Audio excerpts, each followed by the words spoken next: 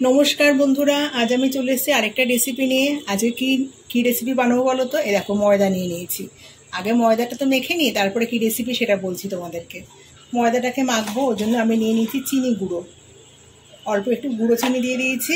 আমার বাড়িতে সবসময় চিনি গুঁড়ো করা থাকে, কিছু না কিছু রান্না হতেই থাকে। লবণ দিয়ে দিলাম আর রিফাইন্ড অয়েল দিয়ে দিলাম।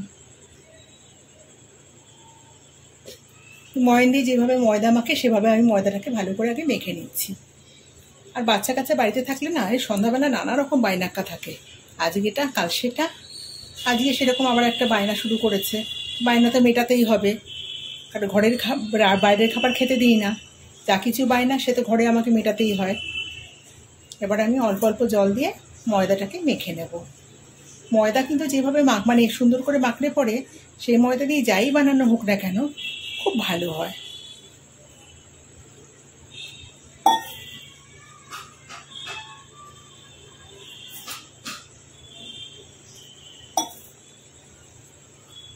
অল্প অল্প জল দিয়ে আমি একটা ডো তৈরি করে নেব।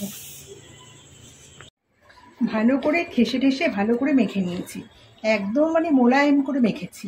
ময়দা যত ভালো মাখা হবে, লুচি হোক বলুন, পরোটা বলুন, রুটি বলুন, সব কিন্তু খুব ভালো হয়, নরম তুলতুলে হয়, ভালো মতো ফোলে। এবার এগুলো থেকে আমি লেচি কেটে নেব।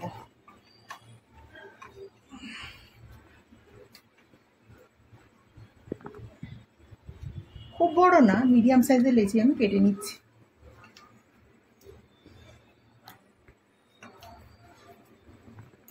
লেচিগুলোকে বেশি একটু মোটা মোটা বড় বড় করে কেটে নিয়েছি। এবার আমি বেলে নেব, ময়দা ছিটিয়ে বেলবো।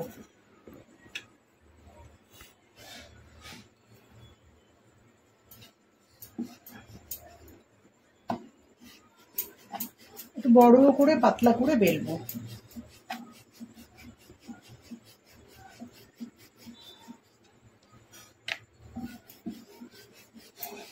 চাকিটা যতটা বড় ততটা বড়ই করার চেষ্টা করছি, তবে ময়দার তো স্প্রিং এর মতো ছোট হয়ে যাচ্ছে।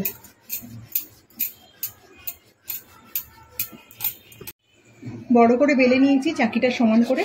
বন্ধুরা, আজকে আমি বানাচ্ছি চিজ পরাটা, কারণ মেয়ে বায়না করেছে চিজ পরাটা খাবে, তাই আমি ওটাই বানাচ্ছি। চিজ নিয়ে নিয়েছি। চিজটা আমার আরেকটু আগে ফ্রিজ থেকে বের করা উচিত ছিল, তাহলে স্প্রেড করতে সুবিধা হতো। আস্তে আস্তে করে এর মধ্যে ছড়িয়ে দেব।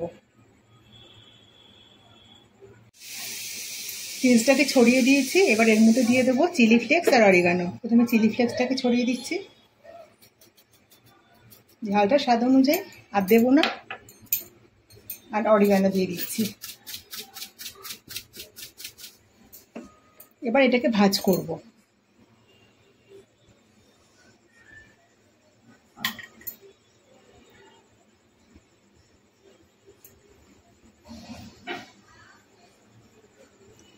আলুর পরোটাও আমি অনেক সময় এইভাবে বানিয়ে থাকি। এইভাবে আমি বাকিগুলোকেও বানিয়ে নিচ্ছি। সবগুলো আমার তৈরি করা হয়ে গেছে। সামান্য ময়দা ছিটিয়ে এটাকে হালকা হাতে বেলে নেব।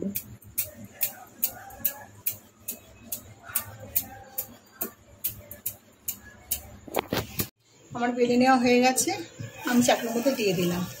এটা আমি ঘি দিয়ে ভাজবো। ততক্ষণে আমি আরেকটাকে বেলে নেব।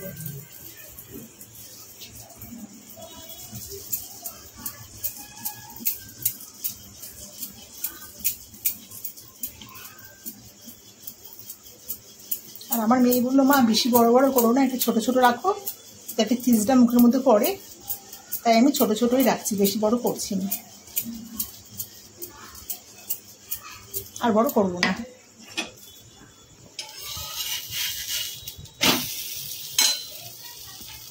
উল্টে দিয়েছি। এবার এর মধ্যে ঘি ছড়িয়ে দেবো। সবসময় তো রিফাইন অয়েল দিয়ে তো করি, আজকে ভাবলাম একটু ঘি দিয়েই বানাই।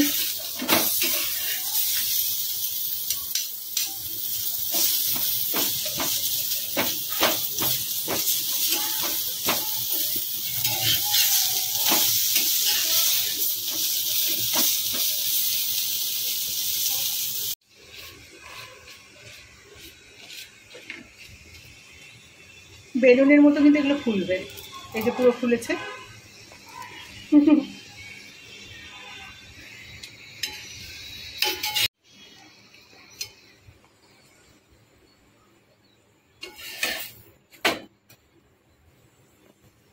কত সুন্দর ফুলেছে, একদম বেলুনের মতো। লুচি পরোটা না ফুললে কিন্তু একদমই ভালো লাগে না। হয়ে গেছে আমার পরোটাগুলো, এবার আমি নামিয়ে নেবো। উল্টে পাল্টে ভাজি ভেজে নামিয়ে নিচ্ছি। দেখুন বন্ধুরা, আমার চিজ পরোটা একেবারে রেডি। এবার খেয়ে নিলেই হবে। খুব সুন্দর হয়েছে, নরম তুলতুলে চিজ পরোটা। রেসিপিটা কেমন লাগবে অবশ্যই কমেন্টে জানাবেন। আর রেসিপিটা ভালো লেগে থাকলে একটা লাইক দেবেন। আর যে সমস্ত নতুন বন্ধুরা এখনও চ্যানেলটাকে সাবস্ক্রাইব করেনি তারা কিন্তু অবশ্যই চ্যানেলটাকে সাবস্ক্রাইব করবেন।